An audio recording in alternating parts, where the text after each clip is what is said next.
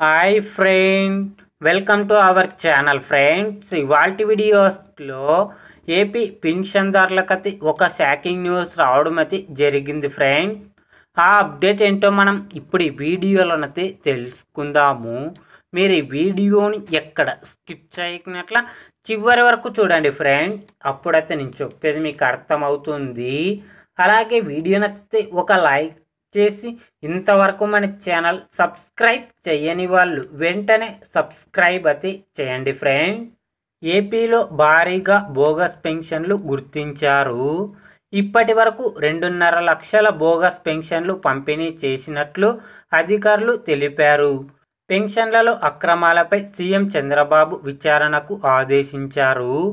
ఆధార్లో వయసు మార్చుకొని వృద్ధాప్య పెన్షన్లు, దివ్యాంగులు కాకపోయినా దివ్యాంగుల పెన్షన్లు, ఒంటరి మహిళ కాకపోయినా వితంతు పెన్షన్లు, ఇలా అన్ని రకాలుగా అక్రమాలు జరిగినట్లు గుర్తించారు. కొందరు ప్రభుత్వ ఉద్యోగుల సైతం సామాజిక పెన్షన్లు తీసుకుంటున్నట్లు ఫిర్యాదులు వచ్చాయి. అర్హులైన వారికి మాత్రం పెన్షన్లు రాకుండా ఆపినట్లు గుర్తించారు.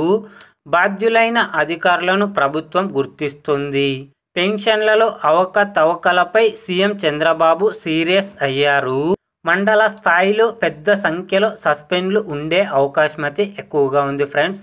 అలాగే 2.5 లక్షల పెన్షన్లు తొలగించడానికి ఏపీ ప్రభుత్వం సిద్ధమైతే అయ్యింది ఫ్రెండ్స్.